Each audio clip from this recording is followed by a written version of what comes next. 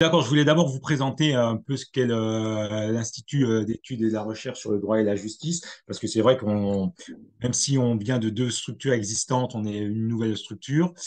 Euh, S'il veut bien passer. Voilà. Donc, en fait, le GIP a été créé le 30 novembre 2021. Il a été lancé au Conseil d'État.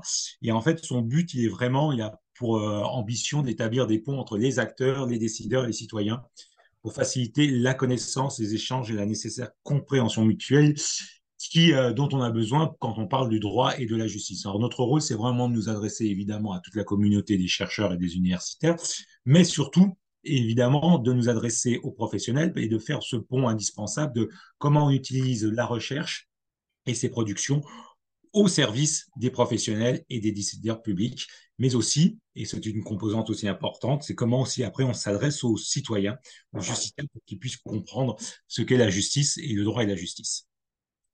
Donc, comme je vous le disais à l'instant, en fait, le but de l'Institut, c'est vraiment de lier la réflexion et l'action. C'est à la fois donc une composante de recherche fondamentale, mais aussi de prospective, ce qui est important et ce qui donne vraiment le lieu au but de l'Institut. Et donc, en mélangeant un certain nombre, évidemment, des chercheurs, des professionnels et autres. C'est pour ça qu'exemple, dans la structure de l'Institut, qui est composée à la fois évidemment d'un pôle administratif et financier, d'une direction, il y a aussi donc le pôle scientifique auquel je suis rattaché. Nous avons à la fois des doctorants, mais aussi à la fois des professionnels comme moi, magistrats ou qui viennent de la direction de l'administration pénitentiaire ou autre. Le GIP, donc, ce que je vous disais, est né en novembre 2021, mais il vient de la fusion de deux organisations existantes. Alors, il y en a une probablement que beaucoup d'auditeurs ou d'auditrices doivent connaître ici, c'est la mission de recherche droit et justice, qui a financé pas mal de recherches, mais aussi de l'IHEJ, l'Institut des hautes études sur la justice, qui avait été créé par Antoine Garapon il y a 30 ans de cela. Et l'intérêt de notre structure, c'est que, donc, évidemment, ça reprend le lait des deux structures, mais ça reprend aussi le lait principal qui venait, lui, par contre, de l'IHEJ, c'est celui d'une présidence qui est assurée par les quatre cours faîtières françaises et quatre cours supérieures françaises, le Conseil constitutionnel, le Conseil d'État, la Cour de cassation et la Cour des comptes. Et actuellement, depuis le 1er janvier, pendant 2 ans, nous sommes donc présidés par la Cour des comptes. L'année dernière, c'était le Conseil d'État. Donc ça, c'est une spécificité, mais qui permet évidemment, vous le pensez bien, d'avoir une protection et un statut particulier. Donc, ça fonctionne vraiment de manière opérationnelle depuis le 1er janvier 2022. Et nous avons donc des locaux que vous voyez en photo sur la droite, qui sont en 47 rue des Vinaigriers à Paris. Et donc, nos locaux sont ouverts évidemment à tous ceux qui passeraient et qui seraient intéressés de voir comment on travaille. Alors, juste pour continuer et répondre un petit peu à ce que vous disiez sur notre gouvernance et les gens qui nous financent. Il faut savoir que la part de l'État au sens large du terme, hein, parce là-dedans, on y met évidemment le ministère de la Justice, le Conseil constitutionnel, le Conseil d'État, la Cour de cassation, la Cour des comptes et le ministère de l'Enseignement supérieur de la Recherche, compose 51% de notre gouvernance, le reste à 25% par le CNRS. Et après, en troisième position, c'est la Caisse des dépôts et consignations. Et après, nous avons d'autres contributeurs qui sont l'ENM, le CNB, le Conseil supérieur du notariat, la Chambre nationale des commissaires de justice et les greffiers des tribunaux de commerce qui sont à égalité. Donc, vous voyez, c'est à la fois très ouvert sur la recherche, mais aussi sur toutes les structures professionnelles existantes. Nous avons donc rapidement hein, là-dessus, hein, nous avons évidemment des partenaires qui sont variés, qui représentent tout, et donc l'idée c'est d'avoir une ouverture évidemment sur tous les plans de la justice, qu'elle soit évidemment judiciaire, administrative, constitutionnelle, financière, sociale, évidemment, et le droit dans toute sa globalité. Il y a une vingtaine 20 personnes, actuellement nous sommes 20 personnes, donc, et principalement constituées par le pôle scientifique, et avec un budget, donc, comme vous pouvez le lire, d'1 563 000 euros. Je repasse rapidement là-dessus, mais comme je vous le disais, donc nos principaux contributeurs sont donc le ministère de la Justice et le CNRS, mais la répartition des voix n'est pas la même en fonction. Donc, en matière de recherche, évidemment, nous travaillons beaucoup avec sur donc le partenaire majeur, pardon, c'est le ministère de l'Enseignement supérieur, la conférence des présidents et des présidents d'université et l'ENM, et évidemment toutes les autres professions du droit représentées, ce que je veux dire. Notre façon de travailler, alors ce qui vous intéressera aussi un peu plus, c'est de savoir comment on travaille, comment sont choisis nos axes de travail. Je vois que j'ai fait une coquille sur le PowerPoint.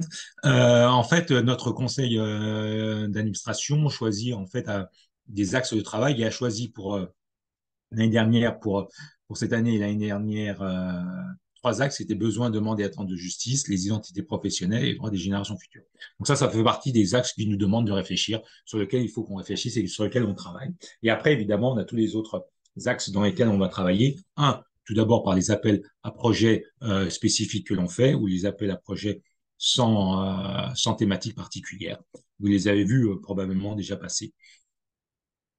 S'agissant plus particulièrement de la justice du droit et du numérique, alors au sein du pôle scientifique, nous avons donc évidemment chaque membre qui est responsable d'études et de recherche, c'est notre statut, a un portefeuille. Donc, dans le cadre de mon portefeuille, outre toutes les questions qui sont relatives au droit civil, aux modes amiables de règlement des différends, j'ai en charge donc la question du droit du numérique. Donc en fait, ce que nous faisons dans le cadre de ce programme de travail prend un peu la suite de ce qui s'était évidemment fait déjà à la MRDJ et à l'IHEJ, puisque c'est des travaux qui étaient évidemment qui avaient été le numérique avait été abordé de manière déjà assez conséquente dans ces deux structures.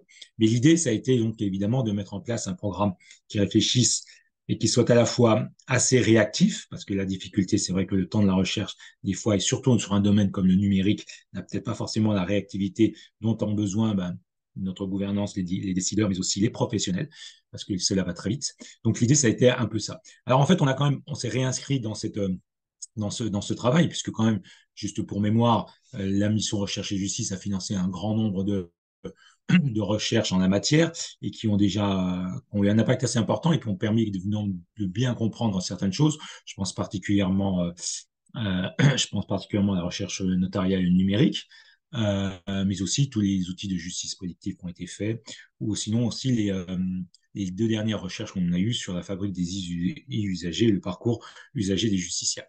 Et ça, ce sont les recherches qu'on va taxer des recherches IVRD. L'IHEJ, de son côté, avait aussi énormément travaillé là-dessus, avait fait pas mal de choses. Alors, c'est une autre forme que de la recherche, évidemment, mais beaucoup de colloques d'études là-dessus, avec, entre autres, le rapport avec le CNB sur les 4 défis de l'avocat français au XXIe siècle, qui était titré Réussir la transition numérique. Mais il y avait aussi un rapport avec l'Institut Montaigne sur Faites entrer le numérique. Et aussi beaucoup de travail avec la CPEJ, justement, sur le changement et sur les lignes directrices. Donc, en fait, notre idée, c'était aussi, évidemment, de partir de ce qui s'est fait des deux structures pour construire ce programme numérique. Programme numérique qui prend différentes formes, en fait, qui ne se cantonne pas, évidemment, à faire des études ou à faire des colloques, loin de là, mais qui a différentes formes en fonction, en fait, du but choisi. Alors, c'est d'abord, évidemment, la base de notre ADN. Je serais tenté de dire, c'est évidemment des recherches en cours. Nous avons actuellement 5 recherches en cours qui sont dans le domaine du numérique, les smart contracts. Junome, qui est une recherche à la nomenclature des prétentions des parties et pour l'entraînement d'algorithmes d'apprentissage. Un outil de conformité, une troisième recherche qui porte sur les outils d'analyse de conformité des stipulations. Donc, cette recherche, on attend beaucoup de choses, est un outil qui permet de déterminer dans des clausiers, dans des contrats, ce qui est conforme ou pas conforme. On a aussi une autre recherche sur l'analyse économique du marché des plateformes juridiques en ligne et une dernière sur l'infraction à l'accompagnement numérique. On a donc ça ce sont nos recherches en cours qui vont bientôt se terminer principalement sur la troisième. Et nous avons après aussi des publications qui prennent la forme d'études ou de notes, qui sont des commandes faites auprès de chercheurs et qui vont constituer à l'issue de l'année qui sera écoulée, on va dire 14 mois, on va dire, qui formeront un corpus que l'on va publier et qui est donc aborde différents questionnements que l'on peut avoir sur le numérique dans la justice actuellement. Et donc, c'est la question, par exemple, des dispositifs audiovisuels, de l'accès à l'information, de la plateformation du processus judiciaire, mais aussi de la preuve numérique, l'identité et l'identification numérique. C'est une un des premiers regards, un des premiers axes de réflexion sur que l'on a qui sont actuellement en cours. Et le deuxième axe porte sur les objets numériques. Là où on se dit, bah, quels sont les objets numériques actuellement qui ont un impact sur ce qu'est le droit et la justice. Donc, c'est évidemment bah, les NFT, mais aussi évidemment les AI génératives. Pensez bien, on est en train de réfléchir, on est en train de travailler sur une étude sur l'impact d'une AI générative sur le processus décisionnel du juge, plus particulièrement du juge civiliste. Et une troisième modalité de travail qui, elle, qui porte sur différentes formes. C'est exemple la réflexion sur les métaverses, sur la diffusion de l'information juridique ou la numérisation de la procédure. Voilà. Comment tout ça fonctionne, c'est les questions que l'on se pose. Nous avons justement, et pour réfléchir à ces questionnements et à ce qu'est le numérique, donc on a décidé aussi de ce que je vous disais à l'instant, de multiplier un peu les formats, de changer de format. Donc on a évidemment notre partie recherche, on a des notes des études, là, ce qu'on est en train de faire, mais aussi l'organisation de journées d'études. Exemple, nous organisons le 12 juin, dans 2 semaines, une journée d'études dénommée politique et pratique du numérique dans la justice, quels enseignements tirer de la recherche. C'est une journée d'études que l'on a voulu plus spécifiquement diriger vers notre gouvernance. Là où on va entendre un certain nombre de chercheurs français et canadiens nous parler justement de leurs expériences et comment celles-ci impactent la justice. On organise aussi en novembre une conférence internationale avec le Conseil de l'Europe, le Labo Cyberjustice de Montréal, l'Université de Strasbourg, justement sur le numérique aussi. Sachant que nous participons par l'intermédiaire de notre directeur adjoint, Harold Épineuse, au grand programme d'autonomisation des acteurs judiciaires par un numérique piloté par le laboratoire de cyberjustice de l'Université de Montréal, qui a différents chantiers de réflexion et entre autres, évidemment, des chantiers sur l'impact plus spécifiquement, il a en charge le chantier sur celui des plateformes de résolution des litiges en ligne. Voilà. Donc actuellement, nous avons en cours de production des notes qui vont bientôt arriver. Nous avons une première étude qui est un regard sur le numérique, parce qu'on a voulu aussi partir tout simplement pour le dire de manière aristotélicienne, on va dire pour savoir où l'on va, il faut savoir d'où l'on vient. Et donc pour ce faire, on s'est interrogé, on s'est dit quels sont quels sont les outils vraiment numériques dans la justice et plus particulièrement les dispositifs audiovisuels. Donc, on s'est dit, on a besoin d'une étude pour savoir qu'est-ce qu'il y a exactement dans la justice. Actuellement, là-dessus, donc on s'est en cours. On a aussi une étude sur la preuve numérique au regard du prochain règlement européen e-evidence qui va être lancé là très prochainement. On a aussi une réflexion en cours, une étude là qui est en train de se rédiger sur l'identité numérique et l'identification numérique, pour savoir quelles sont les pratiques générales et avoir une réflexion conceptuelle sur les notions.